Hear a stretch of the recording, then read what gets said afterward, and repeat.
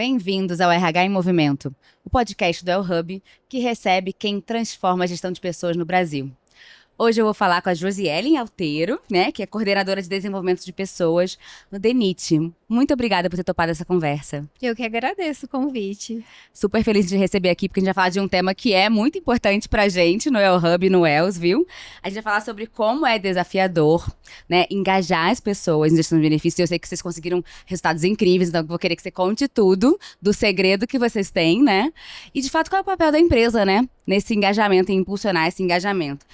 Pra gente começar assim um pouquinho mais leve, eu queria saber de você, assim, teve alguma das estratégias que vocês usaram que virou parte da sua rotina de bem-estar? Tirando 7 check-ins por semana na Well Hub e o diário emocional da Wells, tem uma que eu sou apaixonada, que é o karaokê.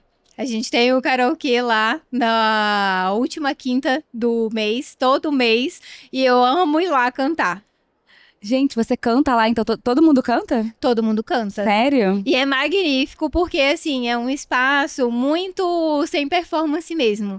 Tem aquelas pessoas que são magníficas no canto, tem aquelas pessoas que não tanto, mas ninguém tem vergonha. Tá todo mundo lá naquele mesmo lugar, naquele espaço ali de descompressão mesmo. E você canta que tipo de música? Eu canto várias, mas eu gosto mais de MPB. Ah, você é das minhas, então. Eu gosto também. Quando eu tinha 9 anos, eu achei que eu ia ser Ivete Sangalo. Ainda bem que não. Ainda bem. Maravilhoso. Então vamos lá. Segundo o nosso estudo de ROI do bem-estar que a gente fez agora em 2020, a gente faz todo ano. Tem uns 3 ou 4 anos que a gente faz. E aí, esse último enfoque que a gente fez foi junto com os C-Levels, né? Então a gente perguntou para decisores o que eles achavam importante, de fato, como política de bem-estar, se eles valorizavam ou não. Um dado curioso que apareceu pra gente foi que o C-Level, quando ele mesmo tem na sua rotina o bem-estar, alguma atividade física, né, cuidar da saúde mental, aí ele começa a valorizar mais porque ele vive aquilo e, de fato, até apoia mais as iniciativas, né, dentro da empresa.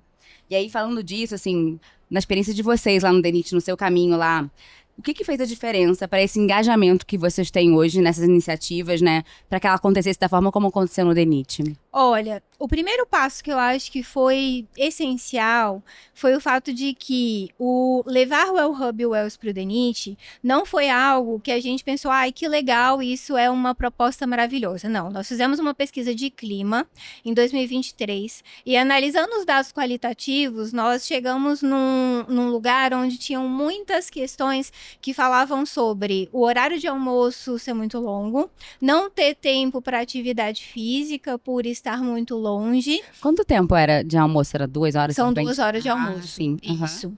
E também sobre essa questão da saúde mental. Nós tivemos muitas pessoas falando que estavam se sentindo sobrecarregadas, que sentiam a saúde mental muito, preocupante, que pensavam, inclusive, em deixar cargos de liderança por conta da pressão de rotinas de trabalho exaustivas, especialmente para mulheres, né? Numa jornada tripla, numa jornada muito maior ali, e esse escopo ali, esse grande gargalo.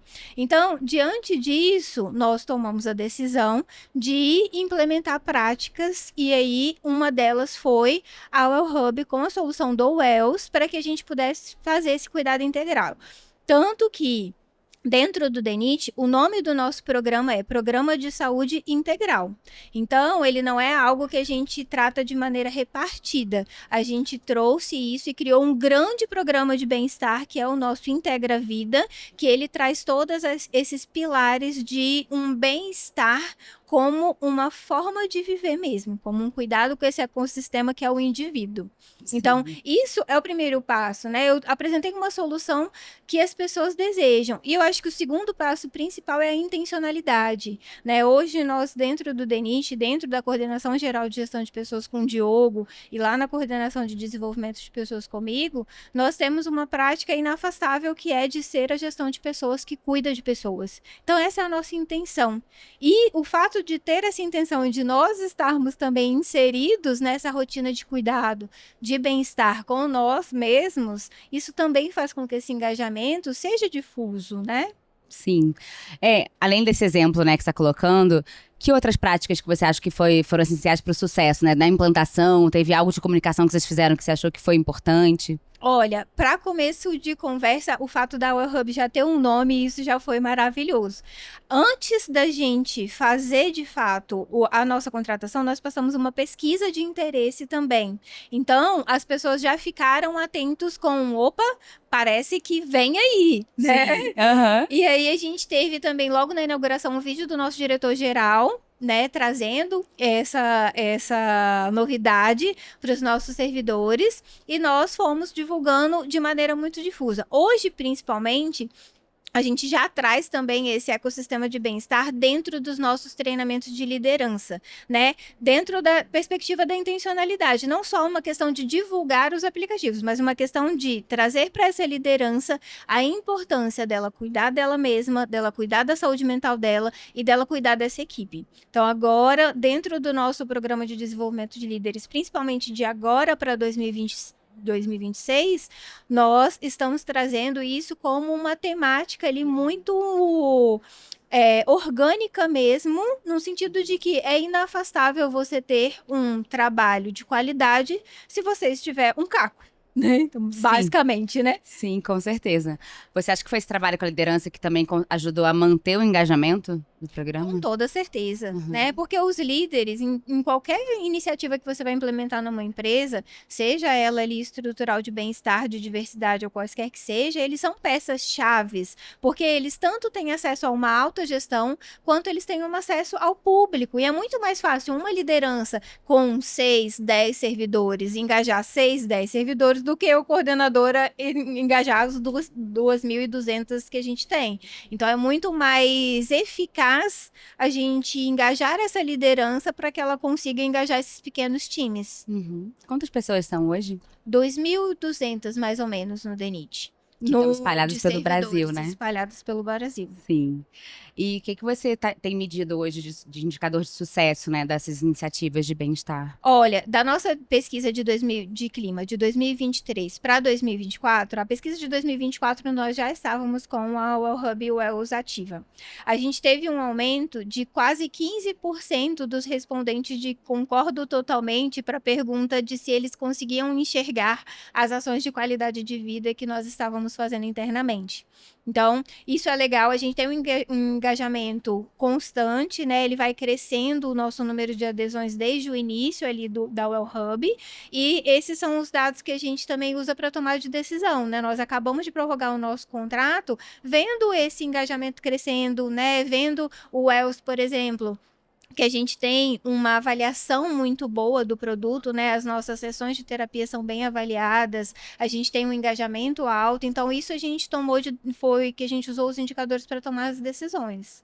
Você tem alguma ambição ainda em relação à saúde e bem-estar para vocês? Ah, com toda certeza.